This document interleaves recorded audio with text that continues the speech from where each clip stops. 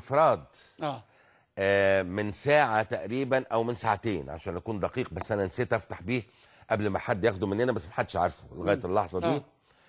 توجه مندوبا من نادي الزمالك الى منطقه الجيزه لكره القدم حاملا عقد شيكابالا القديم الذي تم توقيعه لما كان الاستاذ ممدوح عباس موجود، وذلك لقيده لتفعيل هذا العقد لمدة 4 سنوات تبدأ من 2010 ل 2011 تمهيدا لإرساله ليكم لتفعيله.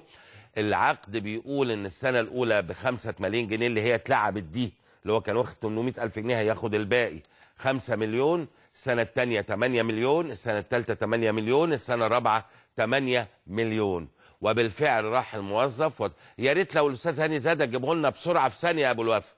وراح بالفعل. ده خبر حصري بقوله للملايين جوه مصر وبره مصر، ان العقد قد النهارده توجه به احد المسؤولين من نادي الزمالك الى منطقه الجيزه لكره القدم لقيد اللاعب محمود عبد الرازق الشهير بشيكابالا في صفوف نادي الزمالك، وتفعيل العقد الذي كان قد وقعه شيكابالا مع الاستاذ ممدوح عباس، ولكن بغير توقيع رئيس النادي في ذلك الوقت، وبالتالي إرساله إلى الاتحاد المصري لتفعيله. هذا العقد مدته 4 سنوات بما يوازي 30 مليون جنيه مصري، 5 في السنة الأولى و3 تمانيات في الثانية والثالثة والرابعة يعملوا 29 مليون، ومليون هي قيمة إعلانات. إذا 4 سنوات لشيكابالا ب30 مليون جنيه مصري. يبقى السؤال الأهم والأخطر، وده سبق تاريخي أنا بقوله لحضراتكم، انتم متعودين بقى بس ما حبيتش أقطع استرسالكم في السياسة يعني.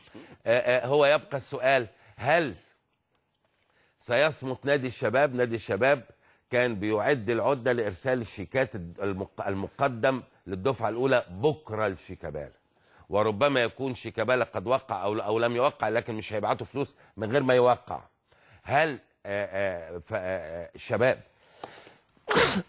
يعني انت شايف ان ده ريحة خلاف هتحصل؟ ريحة خلاف، يعني هل ده ريحة خلاف كبير في العقد ده ان يطلع ويروح لشيكابالا بتوقيع انت بتقول قديم في العقد اللي ممضي بس مش مترخ ومش مترخ على اساس ان هو وقع للشباب او في عمليه، يعني هل في تم الاتفاق الكامل وهناك الجانب بتاع الشباب بيقول ان ما بيردش هاني زاده، هربانين كلهم، لكن هم سمعوا دلوقتي. هاني زاده سمعوا دلوقتي. طب ناخد تشكيل مصري